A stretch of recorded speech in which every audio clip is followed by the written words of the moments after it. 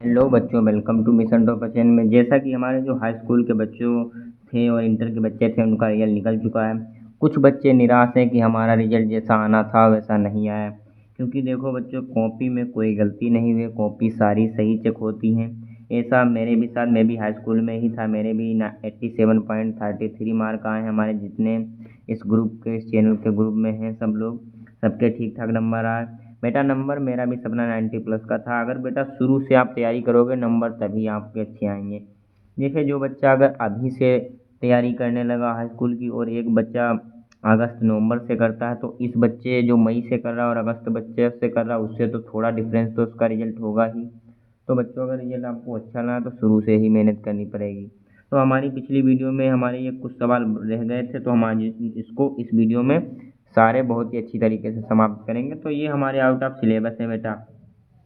अब साथ, अगर आपको ऐसा ही अच्छा रिजल्ट चाहिए तो आपको देखो अच्छी मेहनत करनी पड़ेगी बेटा, तभी आप अच्छे नंबर प्राप्त कर सकते हैं, वरना आपको अच्छे नंबर नहीं मिलेंगे। अगर आप शुरू से तैयारी करोगे, नंबर आपके तभी हाई स्कूल में अच्छे आएंगे। और हाई स्कूल ही ऐसा क्लास है जिसमें आपको अपनी हुनर को दिखाने का मौका मिलता है। ओके, तो हम इस वीडियो को समाप्त करते, तो हम पहले 7 सवाल लगाएंगे। 7 नंबर क्या लिखा है? यक्स अक्ष पर वह बिंदु, यानी अगर यक्स अक्ष में पूछे तो बाई का जीरो होगा, अगर बाई अक्ष पे पूछे तो बाई का यक्स का जीरो होगा। तो हम क्या लिखेंगे?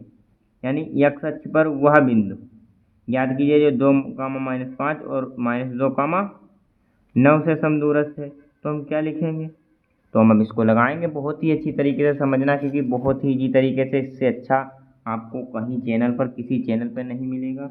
तो आपको बहुत ही अच्छी तरीके से लगवाया जाएगा, बस आपको समझना है बहुत ही अच्छी तरीके से। तो हमारा सवाल क्या है? यक्स अक्ष पर, तो एक लाइन पहले लिखेंगे। ये हमारी क्या है, और ये हमारा क्या है? यक्स अक्ष हमने मान लिया। तो यक्स अक्ष क्या?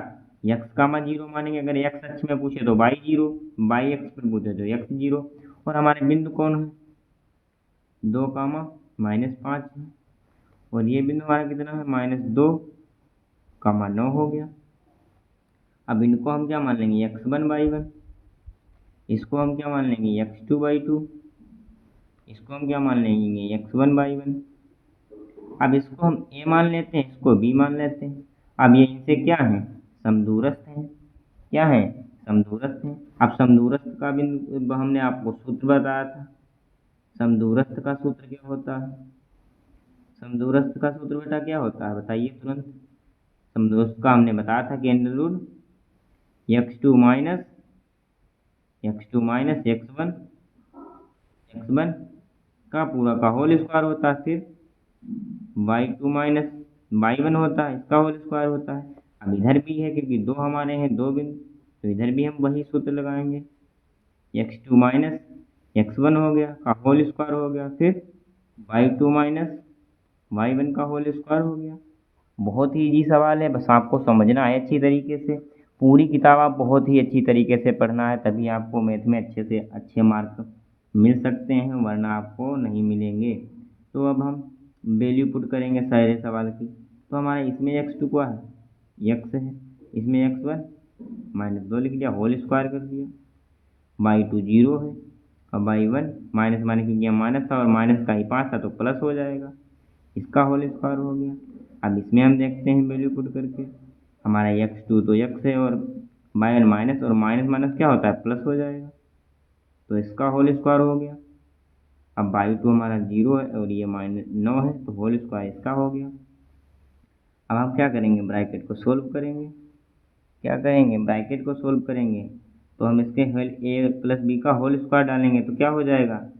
x² प्लस b² और -2ab, यानी 2x हो गया। इसमें जब जोड़ेंगे कोई फर्क नहीं, तो 5 25 हो जाएगा। क्या हो जाएगा? 5 25 हो जाएगा। अब इधर ही टोटल वही हम अपनाएंगे सूत्र। क्या होगा? x² a+b का होल स्क्वायर डालेंगे, 4 प्लस, अब यहाँ पर क्या होता? 2 दूनी 4x होता। देखो आपने बताया नहीं, बताया नहीं, देखो आपने। अब प्लस यहाँ पर देखो माइनस ही रहेगा, माइनस की 2 बार गुणा करेंगे क्या हो जाएगा? प्लस हो जाएगा, तो 81 होता है 9 का स्क्वायर। अब क्या हम लिखेंगे? यहीं पर बच्चे फंसते हैं, बहुत ध्यान से लिखना। क्या लिखेंगे? दोनों पक्षों में वर्ग करने पर, दोनों पक्षों में वर्क करने पर बहुत ही अच्छी तरीके से देखना है बेटा, कोई भी गलती नहीं करनी है आपको कोई भी सवाल में।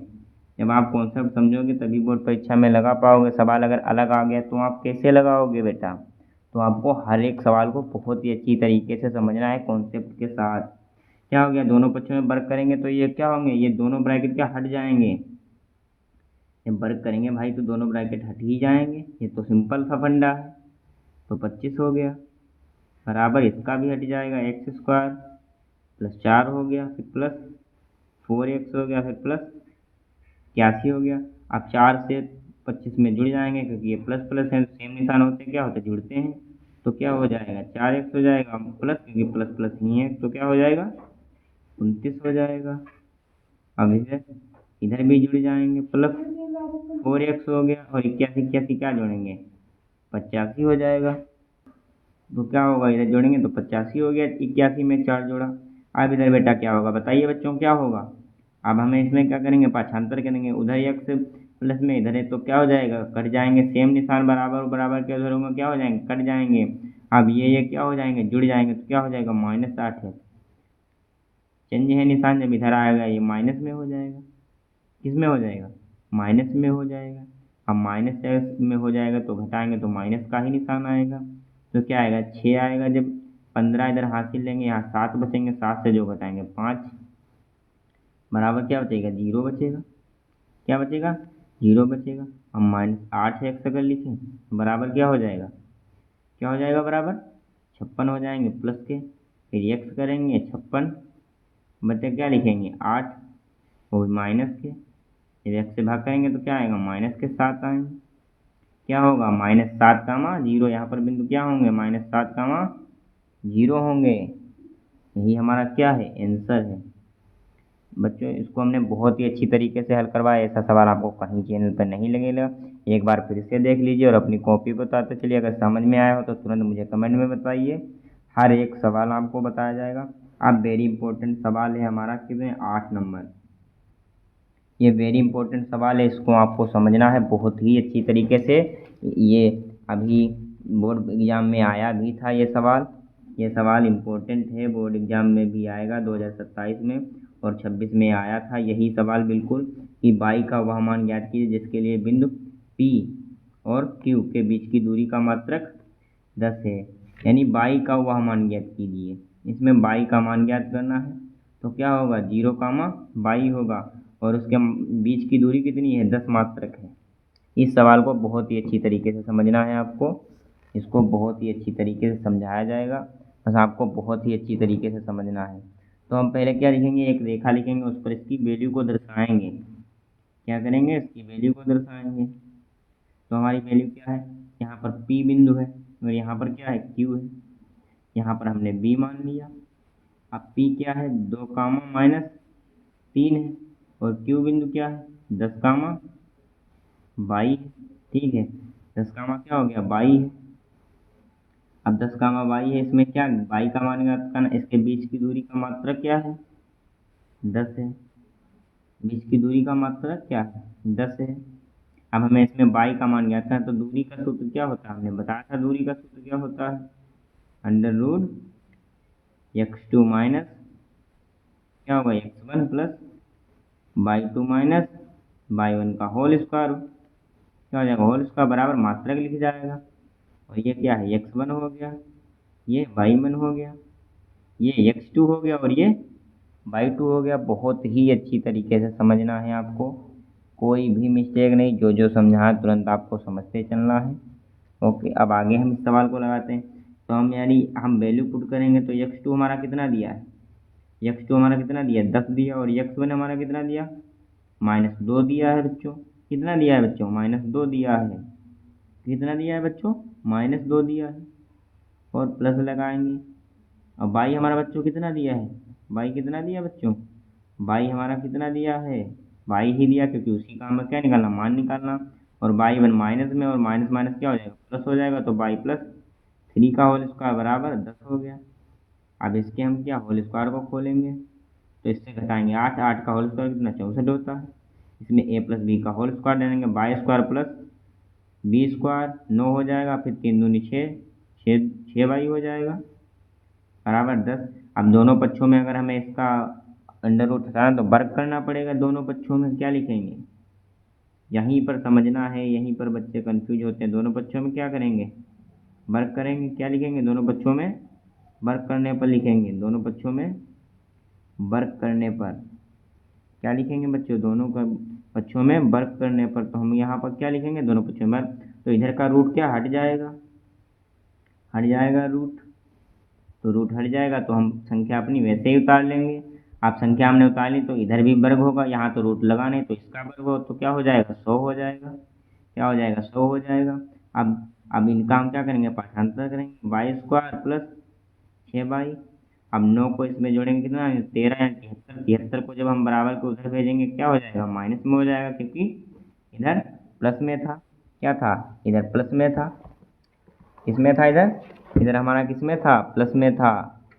अब हम इधर लगाएंगे, इधर लगाएंगे तो हमारा समीकरण क्या आया, हमारे साथ बिल्कुल लगाते चलिए, बिल्कुल साथ ही लगाते चलिए। तो क्या था, वाई स्क्वायर प्लस 6y था बच्चों। कितना था बच्चों, वाई स्क्वायर प्लस 6y। तो अगर हम 100 में से 73 का कितने बचेंगे, 27 बचेंगे। अब इसको हम क्या इधर लाएंगे पाठांतर करके, और उधर प्लस में 27 इधर आएगा, किस में हो जाएगा, माइनस में हो जाएगा। तो बराबर 0 लगेगा। किस में लगेगा बच्चों, बराबर 0 लगेगा। अब हमें क्या इसके फैक्टर करने हैं। अब ऐसे फैक्टर को कि घटाने पर 6 आए। अगर 9 की हम 3 से करेंगे, 27 पर घटा देंगे तो 6 आएंगे। तो हमारे फैक्टर कितने हो जाएंगे, कितने होंगे फैक्टर हमारे, तो कितने होंगे, 9 माइनस 3y माइनस 27 बराबर 0। तो y square plus 9y minus 3y minus 27 बराबर 0 हो जाएगा। अब इधर से हम क्या करेंगे, कॉमन लेंगे तो y प्लस 9 हो जाएगा, और ये माइनस का माइनस इधर कॉमन लेंगे तो y प्लस 9।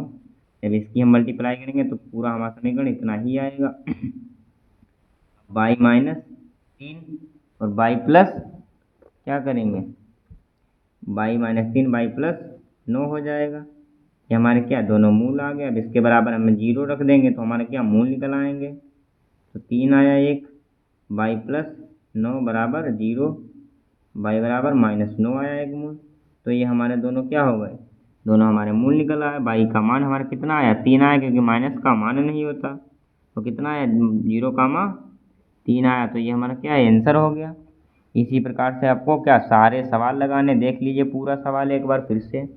तो हमने इस वीडियो में 2 सवाल लगाए, एक पहला लगाया और एक दूसरा। 2 सवाल हमने इस वीडियो में लगाए, और इस वीडियो में हम इतने ही सवाल लगवाएंगे। अगली वीडियो में हम अगली एक्सरसाइज 7.2 के बारे में बात करेंगे, और ये एक्सरसाइज हमारी कंप्लीट हो गई है। तो इस चैनल को अभी तक आपने सब्सक्राइब नहीं किया तो तुरंत सब्सक्राइब कर लें, और अपने दोस्तों के पास भी शेयर कर दें। हम मिलते हैं अगली वीडियो में। ओके।